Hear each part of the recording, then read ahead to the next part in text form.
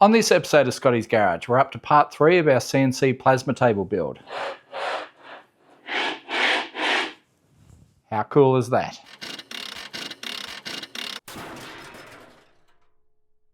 Hey guys, and welcome back to Scotty's Garage, where we're building this little CNC plasma table.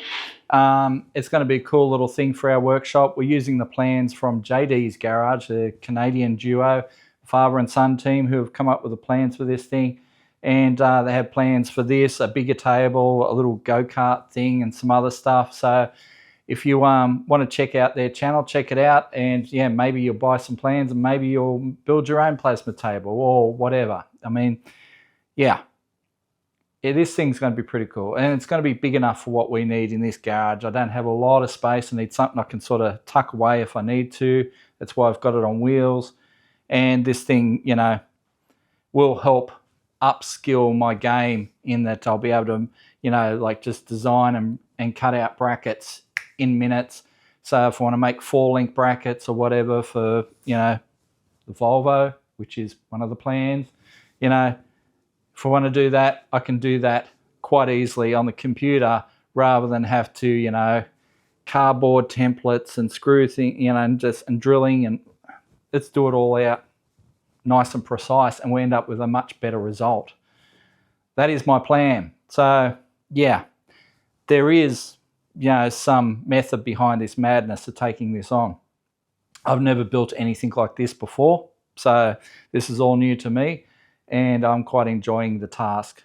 Anyway, so first week we did the framework. It's all come together nicely. Second week we did all the gantry mounts, sort this out so it slides across the y-axis quite well. The x-axis is just smooth as butter. I'm really happy with that. I do have one of the little stepper motors mounted in there at the moment just to see how it fit, but yeah. And then I've 3D printed up these little end caps to go in the ends of the tubes. That's just something that I designed in FreeCAD, and I've yeah, printed up like 16 of them or something like that. So these will go in the ends of the tubes, just make it a bit tidier. So eventually we will paint this thing. It's not going to happen straight away, but this week it's all about motors and belts and mounts and just making sure that we have all the hardware in place. So when we wire it up, it should all work. That is the plan. So let's get to work. I'll pull this motor out and I'll start explaining what the next process is. Before we get started, let's do these little end caps. Cool.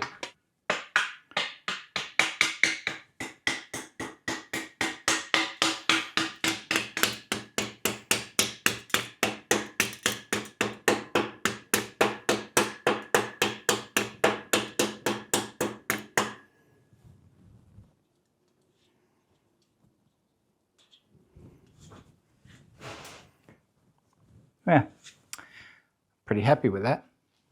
So, as I said before, this week is all about motors, belts, mounts, all that sort of stuff.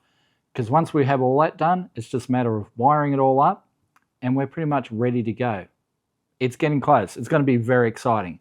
So, to make all this happen, we need to fit a couple of these little stepper motors. These are quite heavy, solid little things.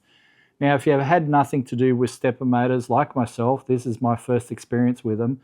Basically, they are precise little motors that they're not just a straight electric motor where you put a positive and negative and it just runs. It can be precisely controlled to the exact amount of turns that you require for a specific job. They're not quite as good as a servo motor. A servo motor has a feedback loop and all that sort of stuff, and they're designed to be constantly monitored.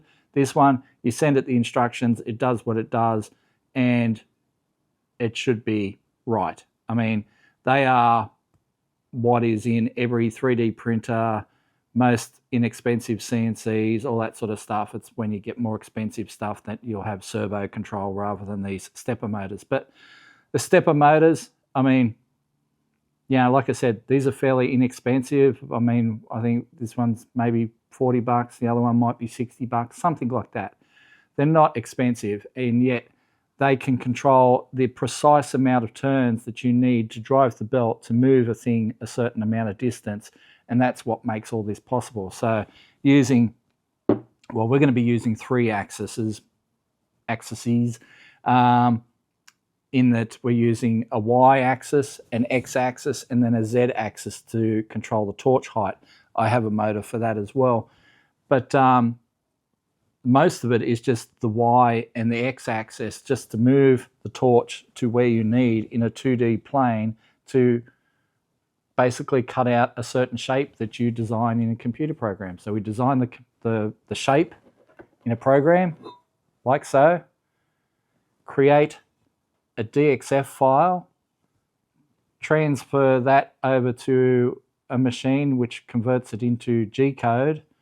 The G-code will control the exact amount of steps and turns and everything that the machine requires to cut out that exact piece, and away you go. So it feels like magic, but it's science, and it's pretty bloody amazing when you think about it. Like, you know, for me, a guy that grew up in the 70s and 80s, you know, to have this sort of access to this sort of technology here, it really does feel like the future. So anyway, we have our X-axis mount there that we built last week. The plates there, all the bearings. Now this motor is going to mount up into there, and thankfully all the holes do align, which I am very happy for. So we're going to mount that to there. We're going to put a little toothed cog on there. There's going to be a couple of rollers here for to help loop the belt around the cog, and then we'll be able to mount that back on our little machine. It's going to be a pretty easy process, I think. So yeah, we'll get that done soon. We've got this one, so we've got a slightly bigger motor to go on this one. So I think that one was 260 inch-pounds or something like that, and this one's what, 400 and something. So as you can see, it's quite a larger motor, but it has a lot more mass to move, so that's why you want the larger motor on there. And then this motor is going to bolt up to this plate like this, and the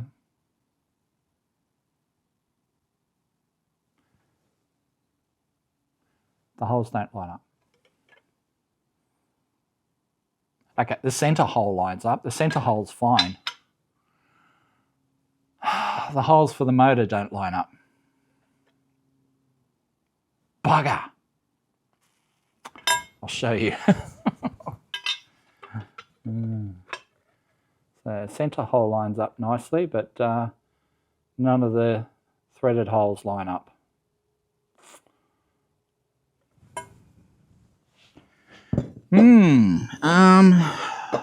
Shit. And this plate looks like it's perfect too.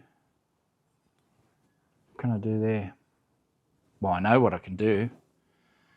Just weld up those 4 holes and I re-drill them in the right spots, because the rest of the plate is perfect.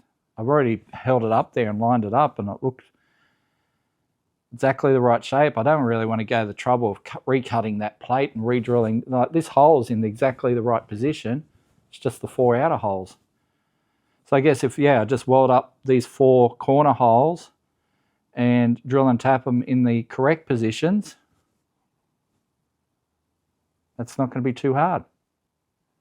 But yeah, we need to mount that to that, and then again, put a couple little rollers there. So we'll do a toothed cog on the shaft, a couple little rollers, and our belt will go around out to the mounts. But yeah, we'll have to fix up that before we go any further. So let's do that.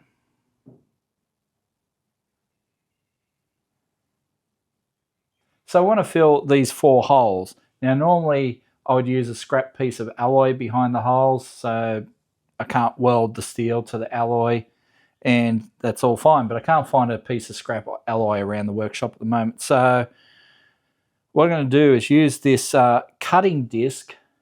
I've got that behind there, and I'm pretty sure that I can't weld a cutting disc to a piece of steel. I guess we'll find out.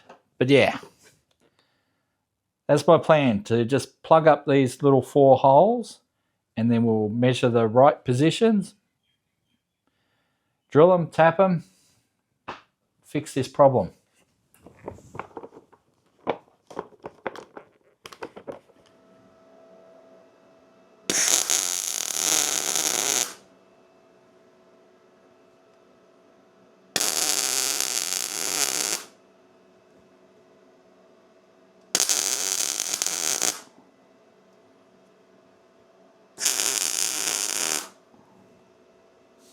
All right, we'll grind that flat and yeah, mark them out for their new holes.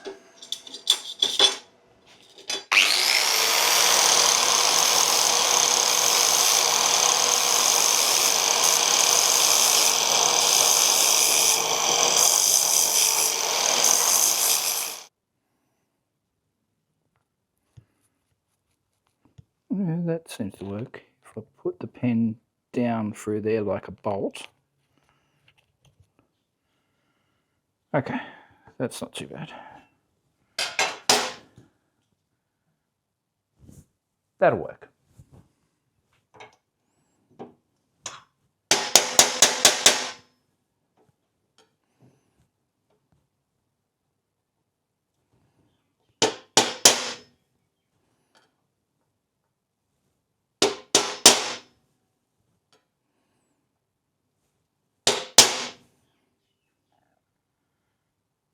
All right, so drill those out to 4mm, and then tap them out to 5mm. Should be good.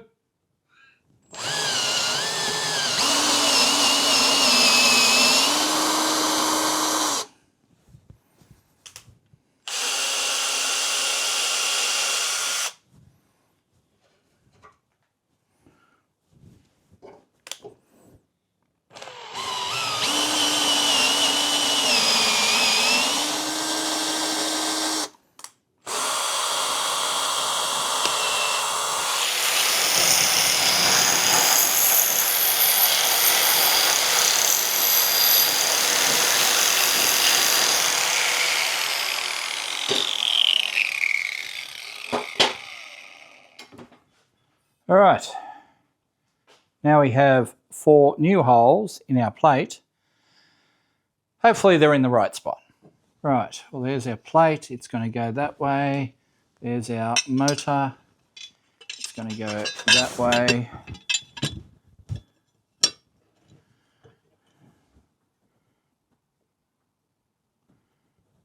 Okay, it looks good to me. Alrighty, let's get a couple of these and we'll test it proper.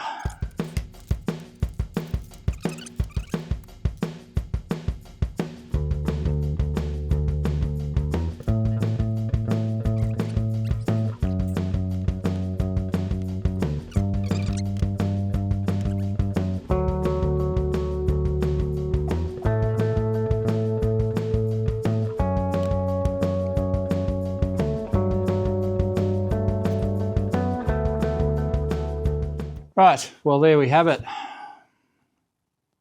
4 new holes and our motor is mounted. Well, mounted to our plate anyway. Now we're going to get our plate on our in our frame.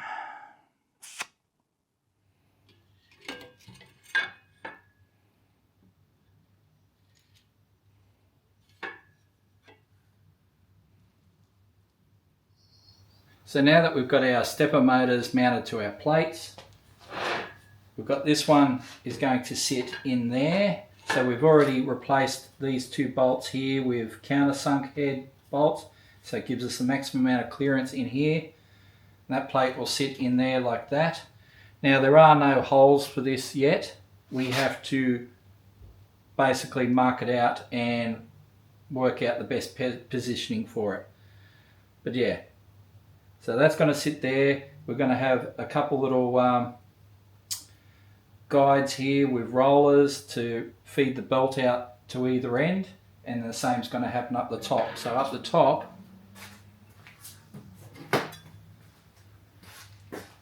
the motor will sit like that. You can just go straight in off the end of the thing, but yeah. So the motor will sit that way, and again, we're going to have a cog there, some rollers there, so the belt's going to go that way and then feed out to either end and be attached to either end. So fixed at either end, and so when the motor turns, it will move it to there or wherever it needs to be. Same with this one. So there's going to be a mount there and a mount there with the belt run around the cog, and basically it'll position like that. All right, so let's get our little roller bearings in there for the belt, get our cogs on, and then start looking at where we're going to mount our belt mounts and our motor mount for the Y-axis. Right, well, I decided I'll fit this plate first, or at least mark it out and mark out where the holes are going to be. And I actually have already marked out the holes, so I've worked out it's going to go there. Now on the plans, it basically had this lower edge here, 10 mil below that. I don't know if that's where we've had it, but I think that's close enough, is good enough type deal. And I've decided to line up this corner here, so it looks like it's in a good position, I think, for what I need. So now I've just got to drill these 4 holes and tap them. So we're going to drill them out to M5. So I'll just mark them. Whoops. All right, so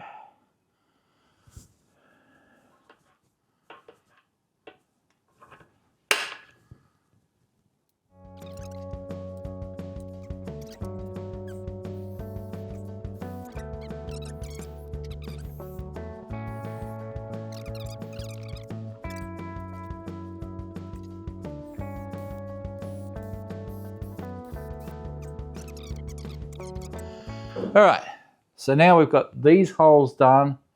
We'll be able to mount the plate, but before we mount the plate, we need to do the rollers. So let's do that. All right, so motors on plates, we've seen that. We've got to drill and tap these holes out to 8 mil, okay, which I have already done.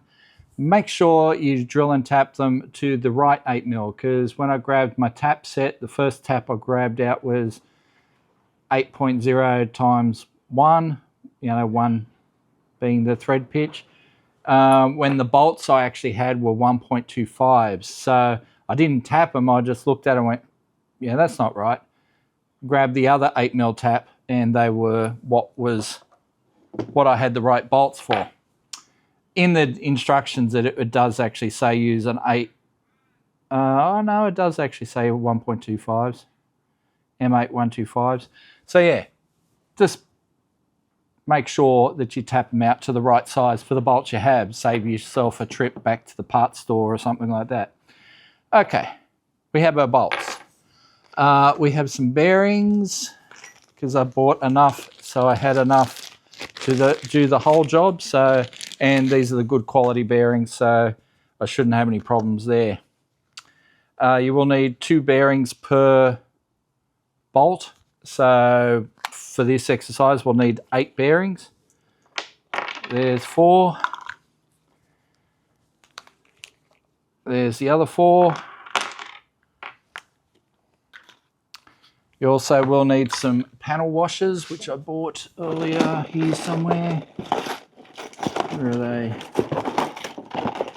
It's so many bolts and washers and nuts and stuff laying around now that, yeah, just got to make sure I can find them all. Well, there's some of them. So the panel washers, which are these big flat washers, they're going to be the guides for the belt in terms of making sure that the belt doesn't just flip off. I think when the guys originally did their first one, they didn't use any panel washers and they were losing belts. And then eventually they went to these panel washers, and that helped keep the belts on, which is what you need. All right, so got washers, we've got nuts, we've even got nylock nuts. You don't necessarily, like on this one, you won't need the nuts because you got nowhere to put the nuts underneath because it will go over the top of the height of the bearing. So if you put nuts underneath, it will cause dramas. So you're bolting directly into these threads, through the threaded steel, into the threaded 3D printed material. So should be strong enough. I mean, at the end of the day, it's not lifting anything. It is simply just moving this along a pipe. So it's not a massive amount of load being put on them, but obviously they will need to handle just that tension of the belt. Okay. I guess let's do this one first. So I'm just got the instructions in front of me, having a look. Right, yeah, so it's funny they have a nut there on the instructions. I don't know why. Maybe it's just to space up just that little bit. That, then 2 bearings and a panel washer. So you would go like that through there. I think we're supposed to put a couple little 3D printed washers in there. Let me just grab them.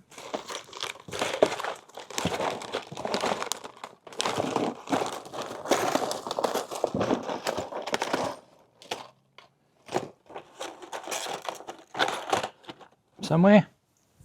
Or are they in this box? Oh.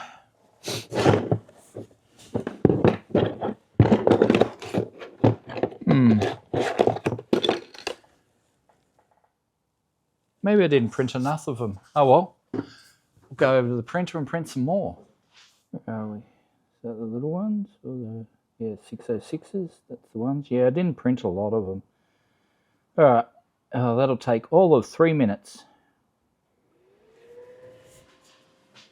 3 minutes. So now that we've got our little black 3D printed washers, we can slide them in there beside the panel washers.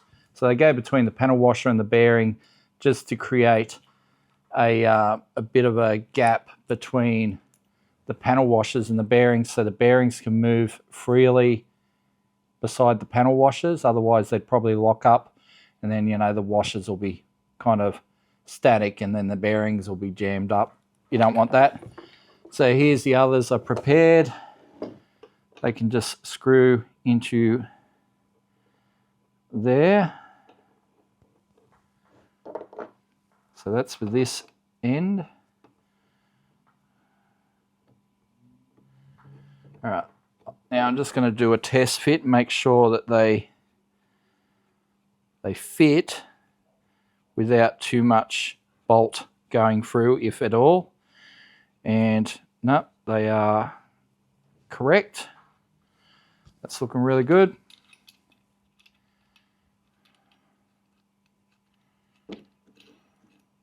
All right, so just got to tighten up these nuts properly, but now we've got to get our cog and we'll put it on there, and yeah, we'll just have to check to make sure that this is going to be at the right height. I'm a little bit concerned at how high that sits, but yeah, see how we go.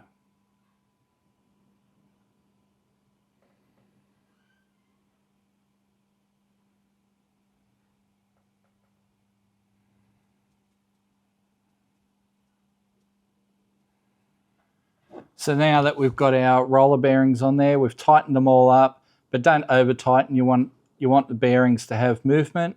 So just check that they do have movement. They do. So now we've got our little gears. So these came in packs of 5. So I just bought five gears. I've got some extras there if I ever have a problem. Not that I think I will, but yeah, that's what they look like.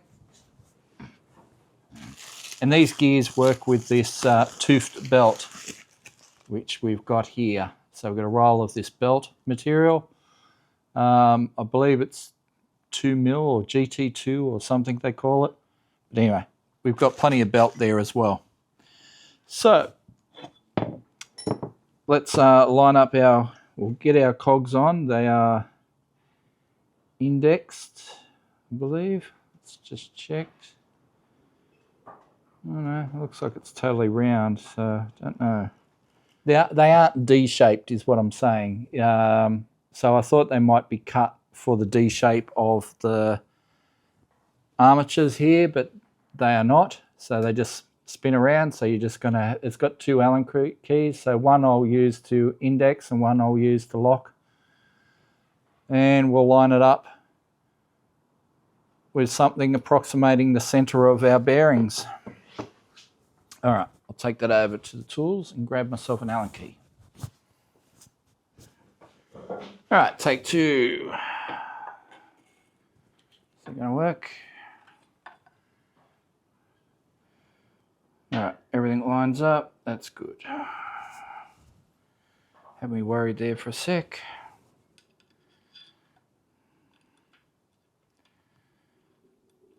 God, it's cold and windy outside today. Considering it's spring. Spring has started. Thought we'd get rid of winter very quickly. We've had some nice days, but geez, today is not one of them.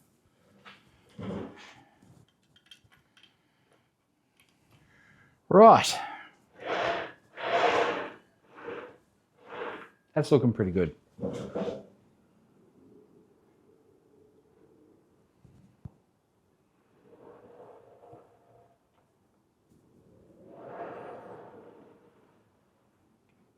So now we've got the belt mounts. We've got a mount and tensioner on this end and a mount on this end, and the same with here. We've got 4 holes for a mount and tensioner up here and a mount at the other end. So basically it'll lock up the belt along here, which will go around the rollers, around the armature cogged wheel, and the same with here. So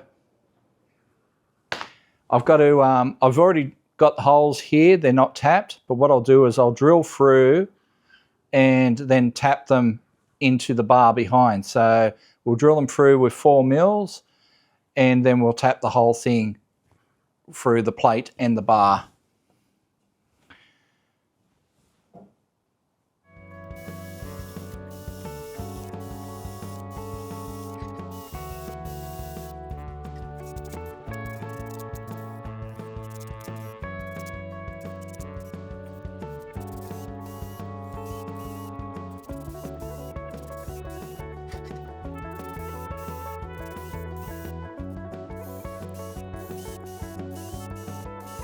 So we've got both of our stepper motors mounted.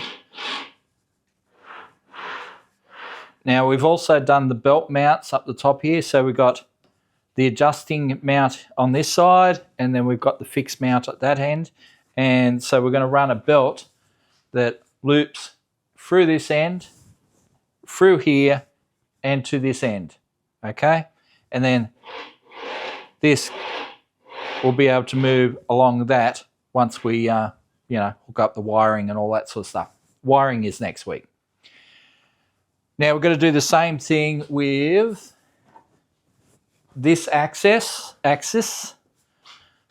So we'll mount that one there. Now in the plans they show like a steel L-shaped bracket that you cut a slot in and you weld a bolt on the back and blah blah blah. Or you got these optional 3D printed ones which I think look much better, much neater.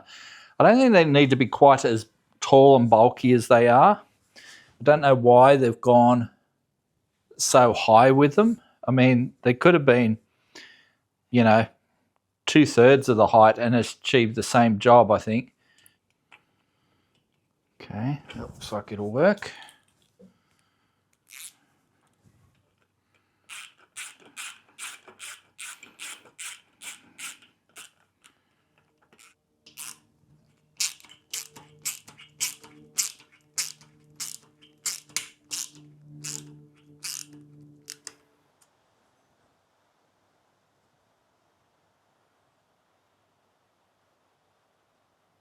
So what have we done so far this video? We've mounted our motors.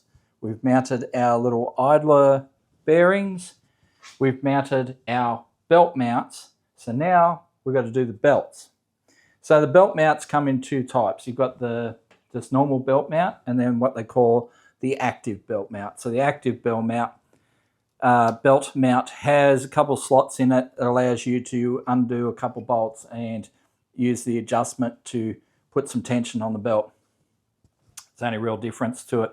But I do like these 3D printed belt mounts rather than the cobbled together looking ones that were in the initial plans, you know. So this is going to go pretty well, I think. This is all looking really good. I'm really impressed with it. I know I keep saying that, but man, when this is done, it's going to look sharp, and I'm really happy with how it's all going. So now, we need our belt, which we have. So I can't remember how much belt there is there. There's a bit. I've made sure to order more than enough. I hope there's more than enough there. So it is, I believe, 10 mil. And it's the right belt for this little tooth cog arrangement. So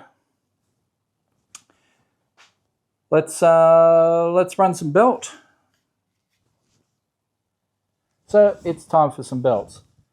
Now there are no instructions for this in the instructions, so we'll just have to suck it and see. It should be pretty easy, I'd imagine. But yeah, there is a little bit in one of the videos that shows how it's supposed to go. But basically, you got to thread the belt through one of these little 3D printed clips. All right. So there is a hole in there to drill and tap if you need to put a grub screw in there, but they reckon you pretty much don't need to.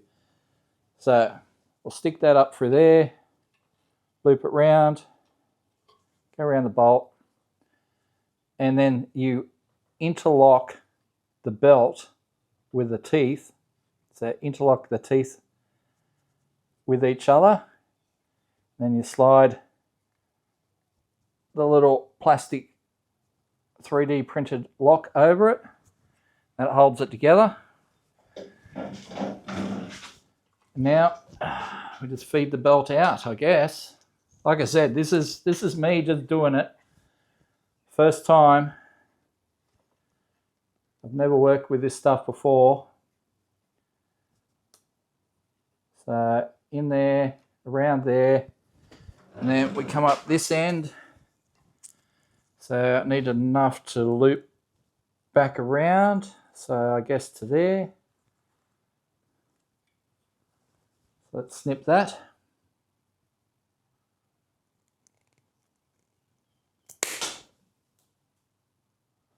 Wow, that's I just broke my side cutters. Well, my little side cutters. These are my 3D printing side cutters. I shouldn't have used them. They're the ones I use for cutting my filament. And now they're broken. But yeah, that's some sturdy belt. I'll go get the bigger cutters, I think. All right, let's do that again. Okay, there's that. Let's not do that. Around the top. No, not that way. Let's get it right, Scott. Get it right. So go round the tree. Rabbit goes round the tree, down the hole.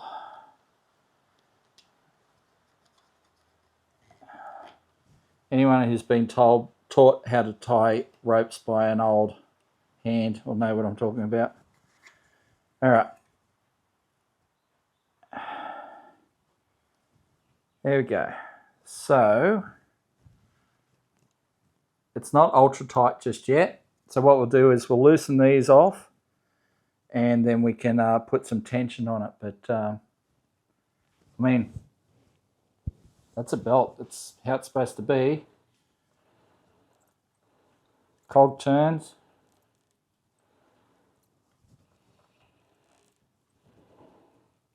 That's what it's supposed to do. Alrighty. I wonder if I can just pull some more tension onto that. No. I think that's about it.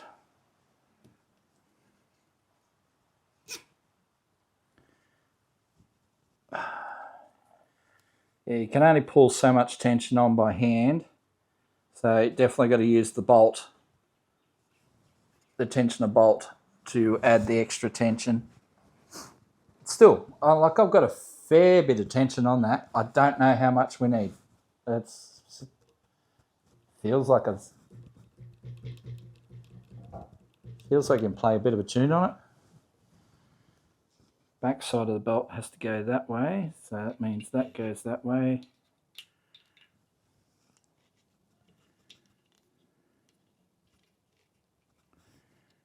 Okay, interlock the belt.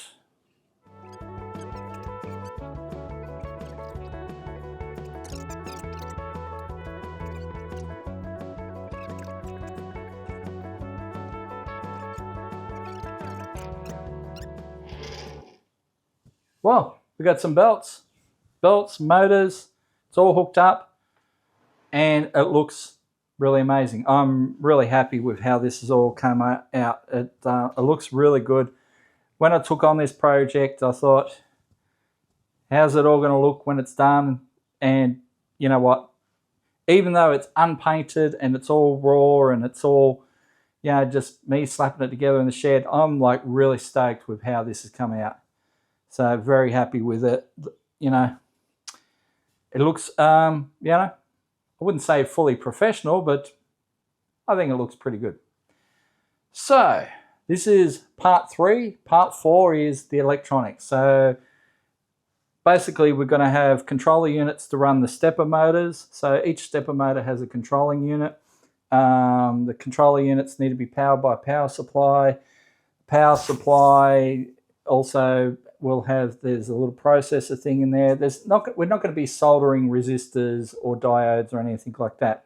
It's not that in depth, but there is going to be some wiring involved, and we've got to put it all in an electrical box and use shielded cables and stuff to prevent electromagnetic interference. But yeah, next weekend is going to be the test. Yeah, it's going to be some hardcore electronics going in this thing to power it all. I've also still got to get some sort of water pan made up for our cutting bed. I'll have to go grab the plasma torch, plasma unit to hook up as well. But it's looking really good. I'm really impressed. I guess I shouldn't wait. I should wait to be impressed.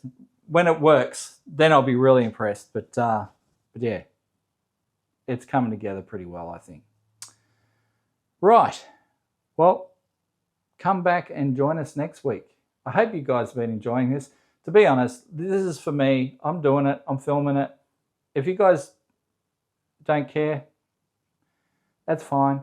But I'm doing it anyway because this will upskill me. So having this capability in the shed here will give me additional skills. Like, sure, I can cut out things, you know, with an angle grinder and a bloody hacksaw or whatever, but it's not going to look very nice. But having this capability will bring everything up in the terms of just the capability levels and how it looks. It's going to look awesome.